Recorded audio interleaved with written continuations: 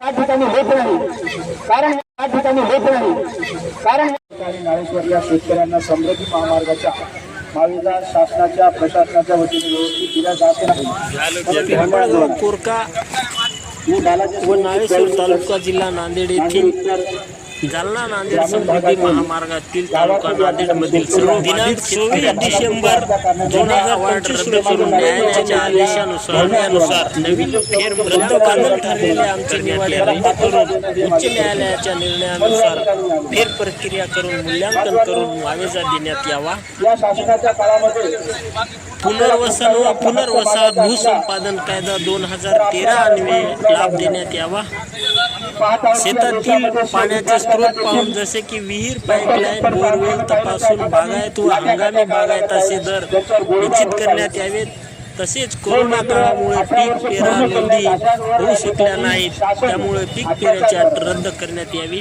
शेतकऱ्यांना वाजवी भावाने खरेदी कारण दाखवून वगळलेले उच्चतम खरेदी खत ग्राह्य धरण्यात यावे। उच्चतम खरेदी खत वगळण्याचा अधिकार नसताना वगळण्यात आलेले खरेदी खत ग्राह्य धरून मूल्यांकन करावे। 20 फेब्रुवारी 2016 रोजीचा महसूल शासन निर्णय शासकीय जमिनीबाबत शासन निर्णयाद्वारे शेतकऱ्यांना लाभ देण्यात यावा। नांदेड जिल्ह्यामधील सर्व बाधित शेतकऱ्याकरिता महामार्गाच्या दोन्ही बाजूने सर्व्हिस रोड देण्यात यावा। वरील प्रमाणे आमच्या समस्या तसेच आपल्या विभागातील संबंधित अधिकारी व कर्मचारी यांच्याकडून झालेल्या त्रुट्या चुका दुरुस्त करून आमचे फेर मूल्यांकन करण्यात यावे।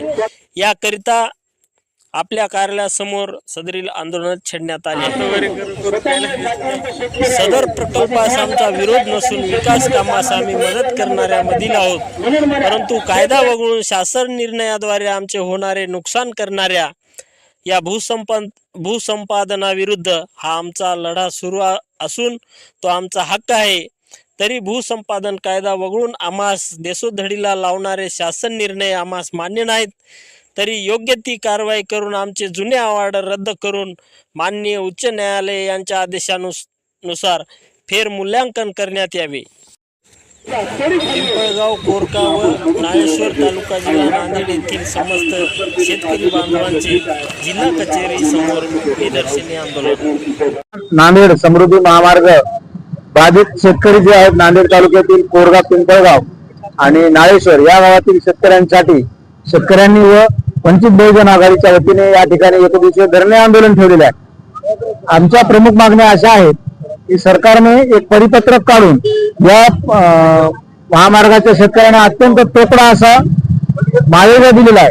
तर हायकोर्टाच्या निर्णयानुसार हा असा तोकडा मावेजा देता येत नाही, तर हायकोर्टाने आदेश केलेला आहे की या जुने अहवाल रद्द करून फेर मूल्यांकन करून या शेतकऱ्यांना वाढीव मावेजा द्यावा। पण प्रशासन यासाठी अजिबात तयार नाहीये, हायकोर्टाला सुद्धा ते फाट्यावर मारत आहे। आणि दुसरी आमची मागणी अशी आहे, सगळी शेतकऱ्यांची शेती या प्रशासनाने कोरडवाहू दाखवलेली आहे।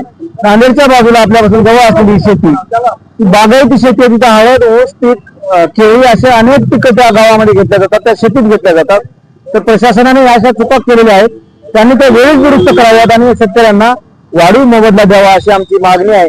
आज एकदिवसीय धरणे आंदोलन आहे, येणाऱ्या 15 दिवसामध्ये प्रचंड मोठं आंदोलन या ठिकाणी वंचित बहुजन आघाडी करणार आहे। त्या आंदोलनात वंचित बहुजन आघाडीचे प्रमुख श्रद्धेय बाळासाहेब आंबेडकर स्वतः येणार आहेत। प्रशासनाला वठणीवर आणून शेतकऱ्यांना योग्य असा मोबदला मिळवून दिल्याशिवाय आम्ही शांत बसणार नाही। मी दीपक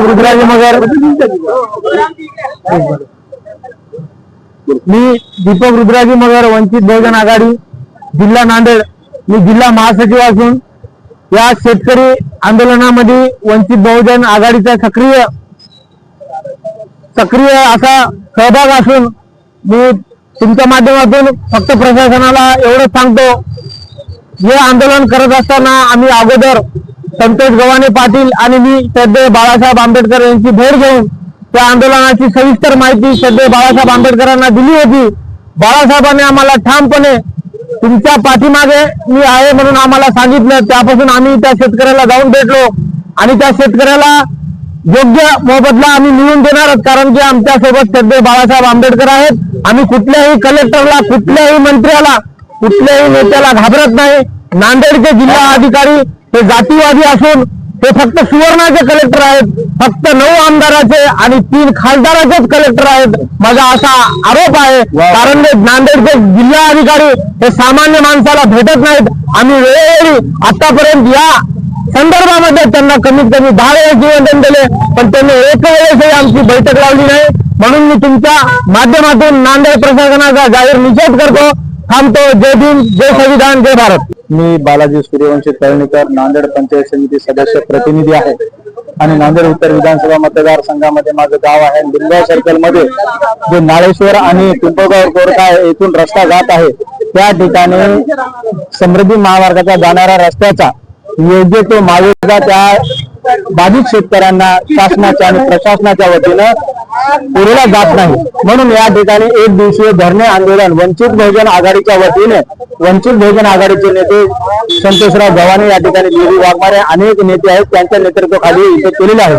आणि मी त्या भागातला एक शेतकरी आहे, मी मातीतला शेतकरी आहे. म्हणून या ठिकाणी या शेतकऱ्यांना पाठिंबा देण्यासाठी या धरणे आंदोलनाला पाठिंबा देण्यासाठी या ठिकाणी आलेलो आहे.